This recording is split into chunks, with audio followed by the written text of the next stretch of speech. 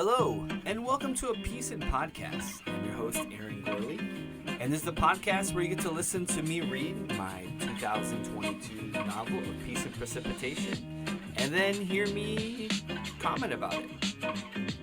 So today we're going to get into Chapter 3. We're going to get into some of the family money issues that we're dealing with that leads to some drama at the supermarket. All when our heroine, Jen, just wanted to enjoy some time with friends. She ends up getting involved in all this kind of thing. So we will kind of get into that. And then after I read Chapter 3, we're going to get into some interesting thoughts and feedback from there.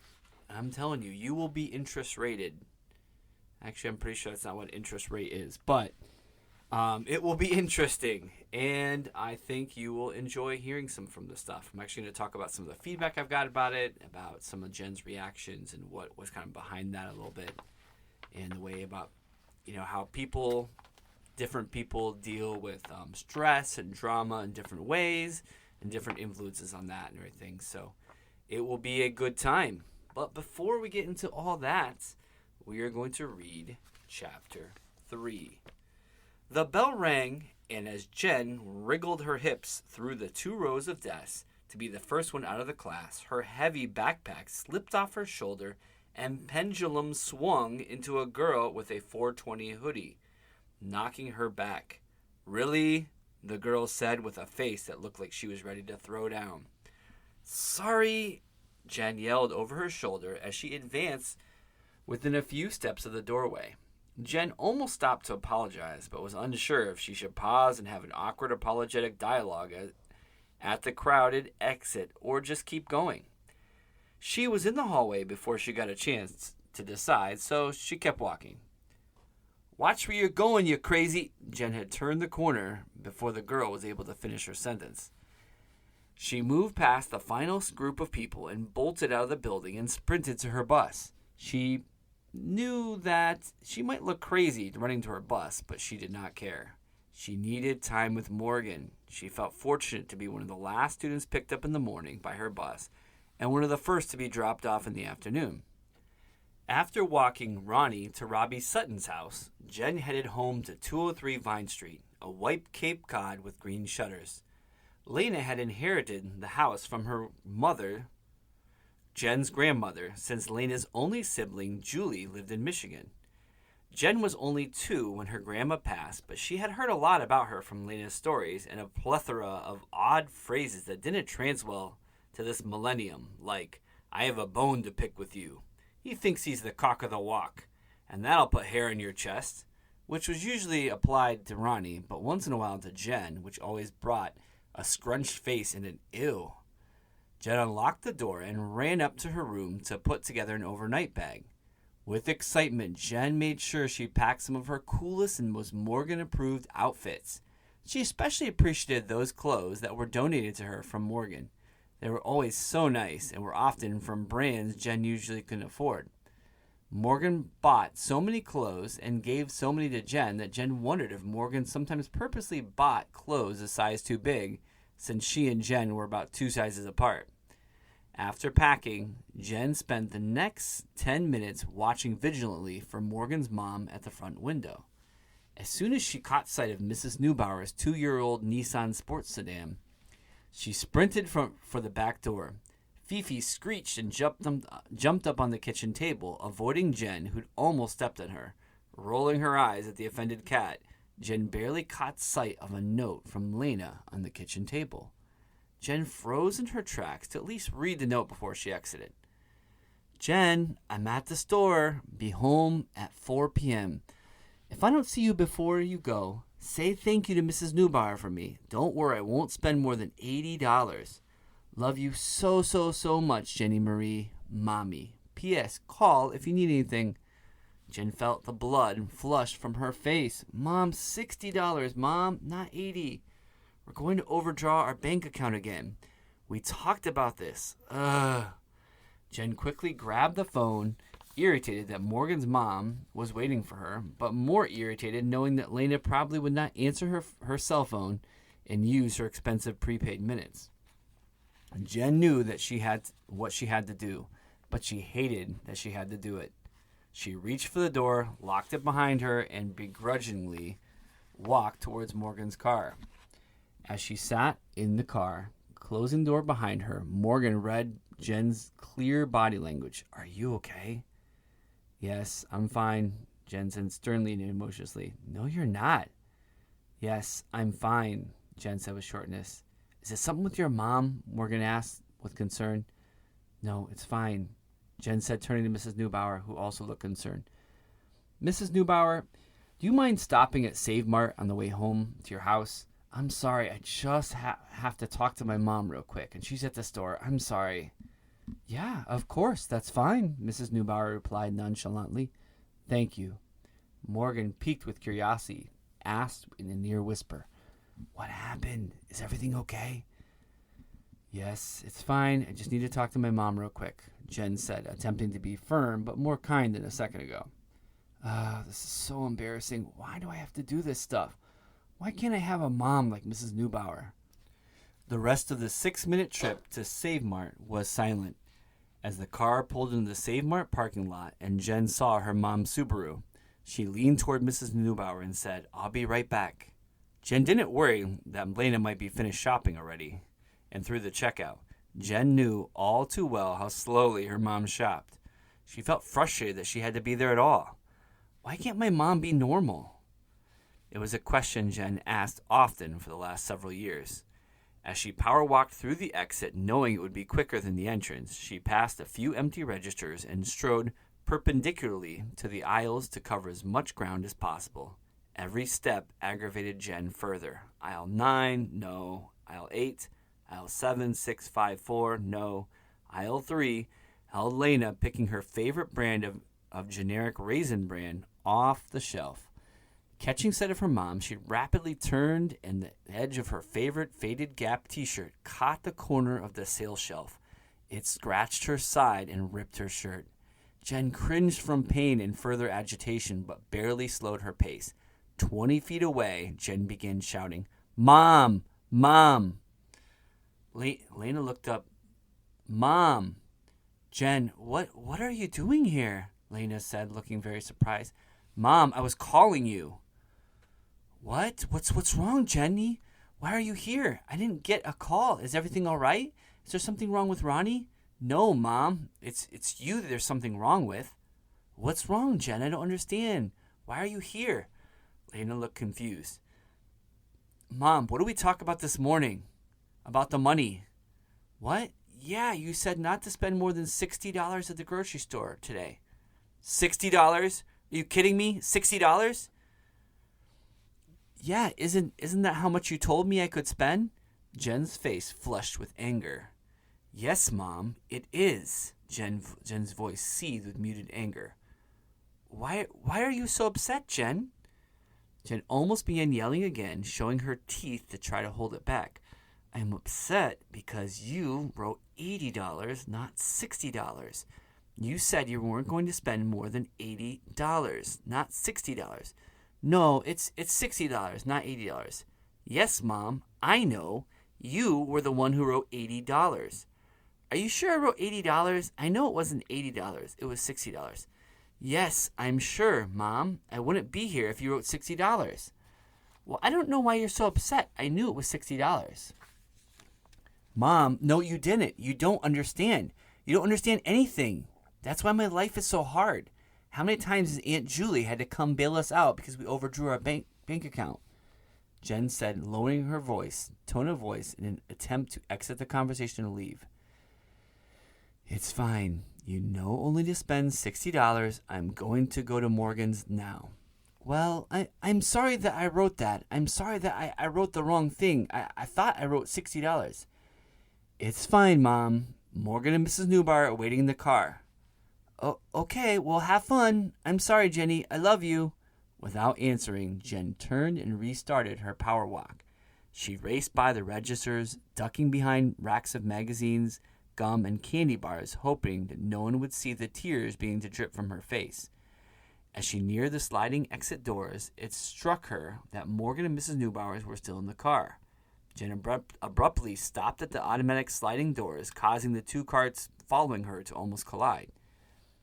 She glanced back at the annoyed shoppers and then hopped through the first of the two set of sliding doors, quickly sidestepping almost dance-like to the right to alleviate the traffic jam and let the cars go by. Jen pretended to look at the bubblegum and cheap toy dispensers while trying to stop the flow of tears down her face. Her mom made her so frustrated. "Why are you so upset?" Her mom's words echoed in her head. "You could never understand why I'm so upset. That's why I'm upset. You don't know how hard you make my life. That's why I'm upset. I just wanted to hang out with Morgan and not have to deal with this." Jen knew her mom was oblivious to how abnormal their life was.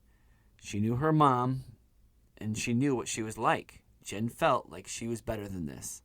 Although she was still really annoyed with her mom, she did feel a little bit bad about how she talked to her, whether her mom caught how condescending she was being or not.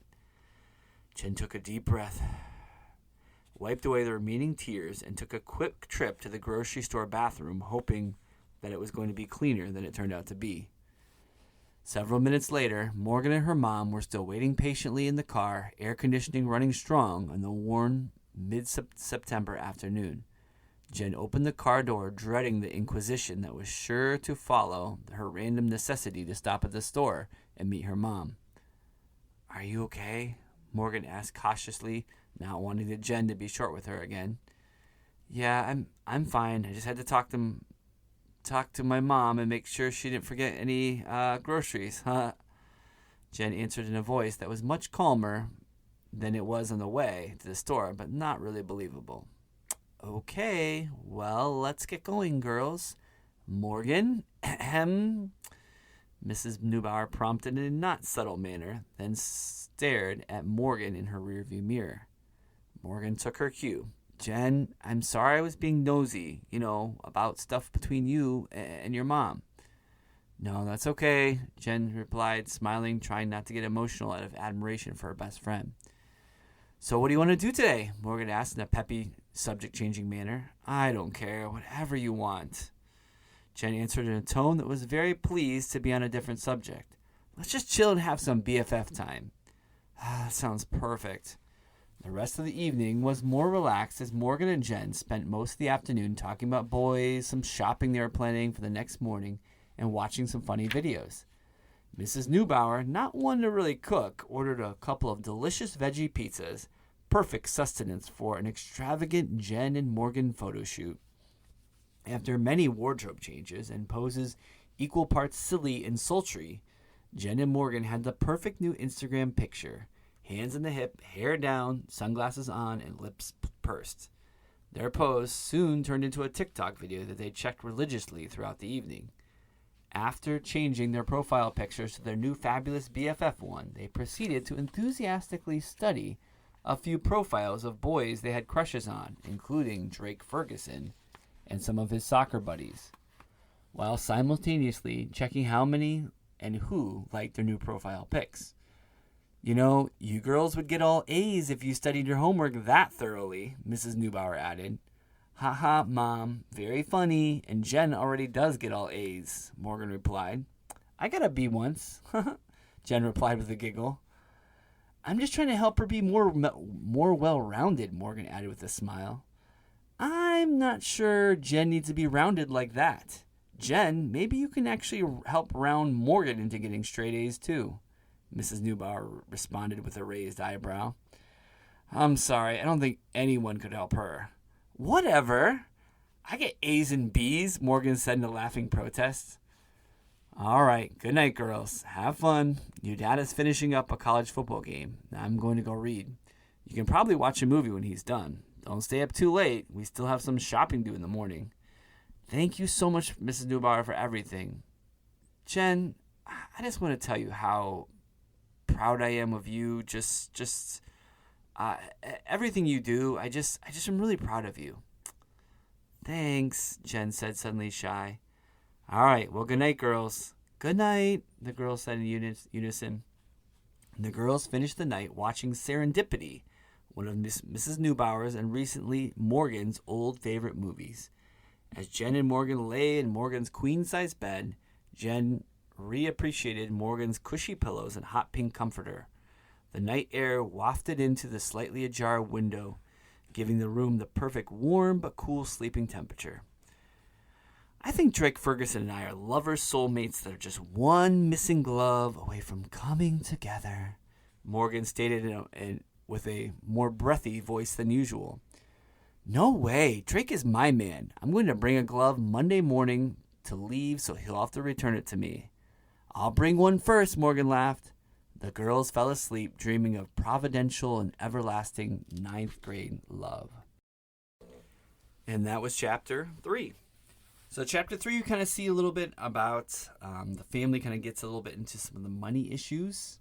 $60 and $80 is not very much to spend in groceries. I think even in the last, like two and a half years since I wrote this book, I think some of the grocery prices have gone up significantly since then. So that's actually not much money at all.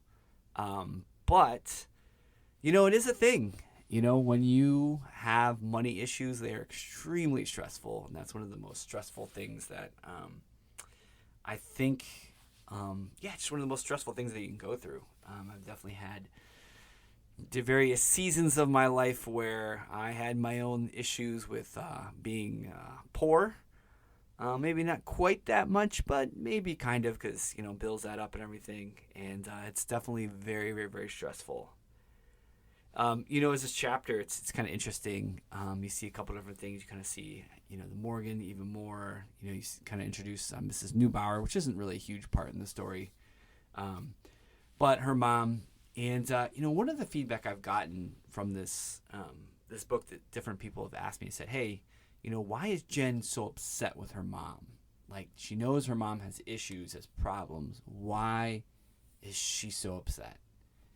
And, obviously the money thing is stressful all the way around. That's, because Jen has to take a bigger share of the load of helping with, like, their bills and different things like that.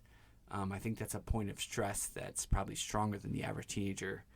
But I think the biggest thing that really Jen has that makes her really upset with her mom is I think in a lot of ways she compares her mom to, like, Mrs. Neubauer, like Morgan's mom. And then she's kind of like, man, like, why can't my mom be like this?